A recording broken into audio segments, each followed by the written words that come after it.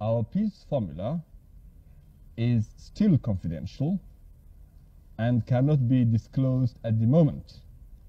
However, it is tantamount to removing causes of tension between Tanzania and Uganda and ultimately arriving at an amicable settlement of all their problems. I might add at this juncture that there are remnants of the invading forces still in the territory of Uganda, and they will be well advised if they retreat immediately for their own interests and in the interest of Africa.